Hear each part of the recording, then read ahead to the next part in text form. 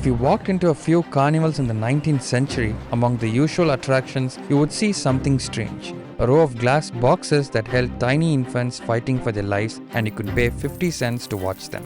That glass box you just saw was an invention born from revenge, to take back power lost to one of the most powerful nations at that time. So what is that box, and what was the revenge that babies had to be put inside?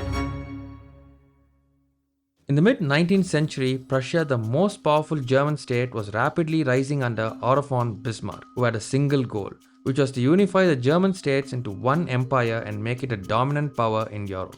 On the other side, France under Emperor Napoleon III, the nephew of Napoleon Bonaparte, was still a major power but increasingly anxious about a stronger Germany forming right on its border.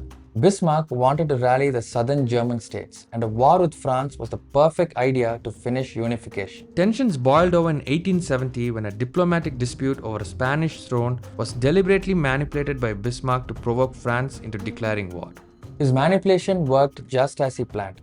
France declared war on Prussia in 19 July 1870. It was unprepared for how modern, organized and powerful the German states had become. Towards the end of the war, France suffered a catastrophic defeat. Emperor Napoleon III was captured and around 100,000 French troops surrendered. This made it easier for the Prussian forces to surround and starve Paris into submission over 4 brutal months. And a new government, the Third Republic, took over amid chaos and resistance. The war ended with France's total defeat when they accepted to sign the Treaty of Frankfurt on May 1871. Even though it was a harsh and humiliating choice, they couldn't afford to lose any more troops. Germany was officially unified in the Hall of Mirrors in Versailles, a symbolic humiliation for France. The war lasted less than a year, but it destroyed the French Empire, prestige and pride, which triggered a national identity crisis. Many French politicians began talking about la revanche and rebuilding the nation so that they could one day defeat Germany and take back what belonged to them. The French government's plan wasn't an immediate revenge. It was about building a future army that was strong enough. But for that, they had to recruit more people into the army. But as they began planning, they ran into a much deeper, alarming problem: demographics. Since the 17th century, there had been an issue with childbirth. A lot of newborns would die soon after their birth or rarely live past their first birthday. Physicians like Jean Ostruc wrote about these fetal and infant deaths, but they were all grouped under one broad label: miscarriages. It did not fit the scenario appropriately, and it did not explain why newborns died soon after their birth. It was only later in the 18th century that thinkers like Antoine Petit, a professor of anatomy, began to make more precise definitions. He observed births occurring after 7 months but just before 9 months. The babies that were born between those dates were weaker than those that were born after 9 months. He called this prematurity, an earlier version of what we now define as birth before 37 weeks of pregnancy. But even with these definitions, most infant deaths were still blamed on circumstances outside medical control. Well-equipped hospitals were rare, and childbirth almost always took place at home with little to no medical precautions. By the late 18th century, the idea of caring for newborns, especially premature babies, began to emerge, but the understanding was still minimal. As time went by, weighing newborns was introduced into maternity care by Madame Alliot, a midwife and a head of the Paris Maternity Hospital. This was a small but significant shift. Doctors and midwives began to notice that prematurity wasn't just about how early a baby was born. It was also about how small and underdeveloped they were.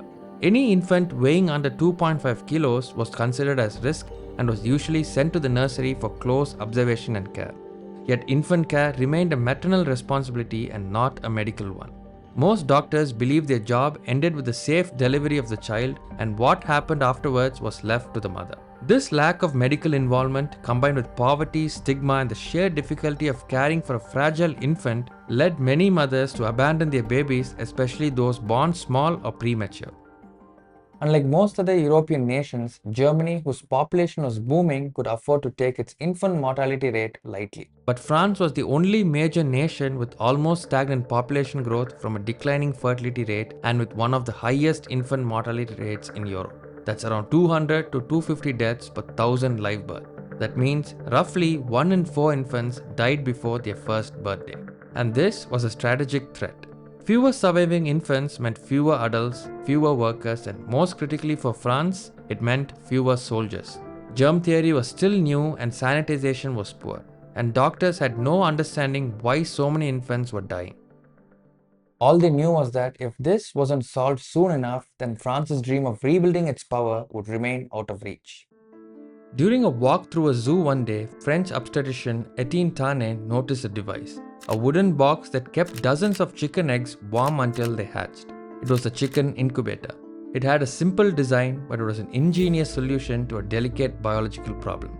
And as Tane watched it work, a thought struck him. If a machine could keep a fragile egg alive until birth, why couldn't something similar keep a fragile newborn alive?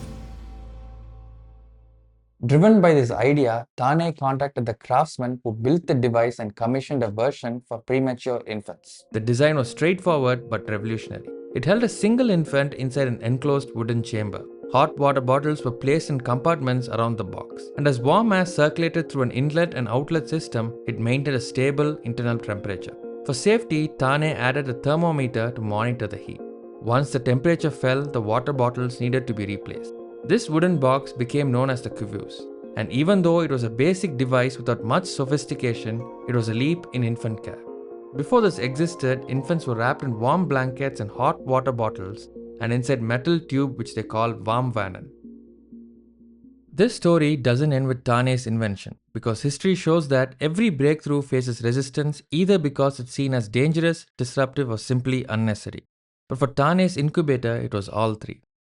One of the most vocal critics was Karl Krith, a prominent German obstetrician. He questioned the design of the device and he said, a closed chamber might maintain warmth, but it also risked poor ventilation, and an era where germ theory was still gaining popularity, stagnant air was considered dangerous. Tane, however, remained undeterred since the results spoke for themselves. In a clinical series involving around 500 premature infants weighing between 1.2 to 2 kilograms, mortality rates dropped from 66% to 38%. Nearly half by the use of his incubator. This success of Tane's work led to the establishment of a specialized infant care unit in Paris, the Service des Débiles, which was attached to the Paris Maternity Hospital. Its mission was to admit and treat premature infants brought from their homes. Backed by a 40,000 franc grant from the Paris Municipal Council, the unit was officially opened in 1893. As the months went by, optimism quickly turned into disappointment. The unit's mortality rate climbed back up to nearly 70%. Most of the babies arrived at hospital being born at home with body temperatures below 33 degrees Celsius, and the incubators could do little to reverse the damage. Their deaths were often caused by infections, malnutrition, and a range of other complications. This apparent failure fueled criticism from Adolphe Pinard, a leading voice in the early eugenics and maternal care movement, who argued that saving premature babies was a waste of time and resource. He believed that such infants was destined to remain weak for life and that doctors should instead focus on educating mothers to prevent premature births altogether. Tane retired and maternal education started gaining popularity. One of the most influential works of this new approach was Les Nourrissons, published by Pinard's rival Père Constant Budin. The book became internationally renowned for its focus on maternal care and infant feeding, and all this together ignored Tane's incubator. As maternal care began to evolve in one part of France, on the other side, in a city called Nice, the ignored incubator caught the attention of another physician, Alexandre Lion, the son of an inventor. Frustrated by the inefficiencies of Tane's incubator, Lion set out to build something that was far more advanced.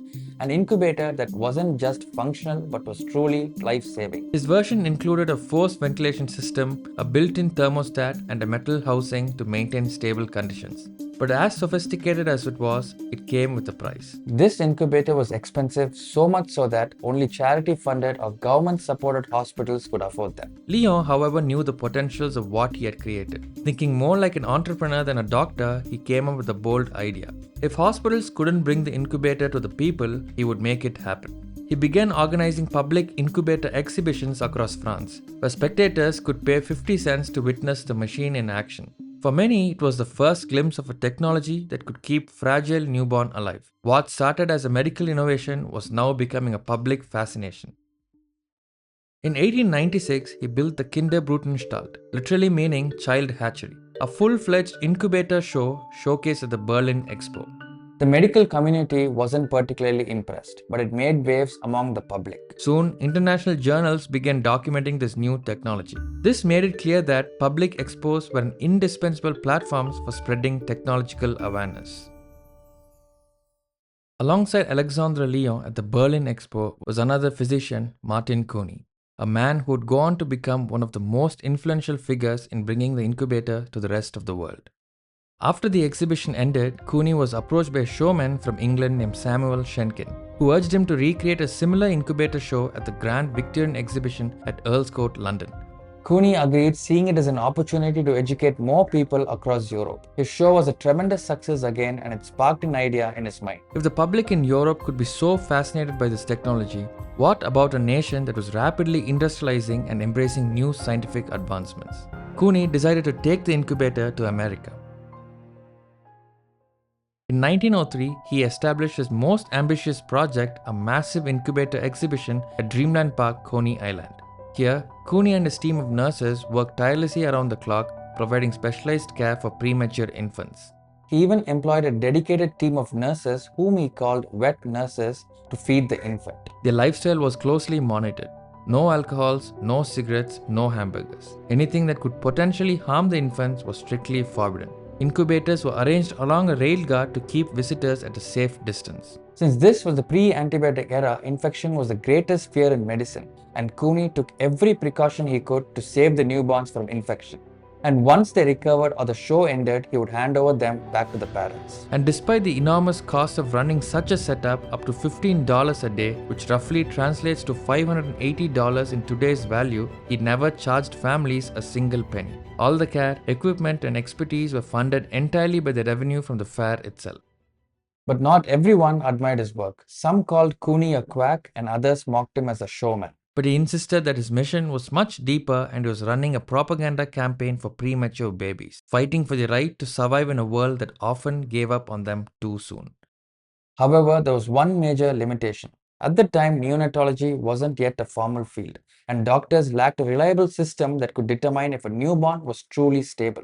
And this meant that they had to rely on experience and intuition rather than standardized medical guidance. Yet, things seemed to be going well for Cooney until 1911 when tragedy struck. A devastating fire swept through Dreamland Park.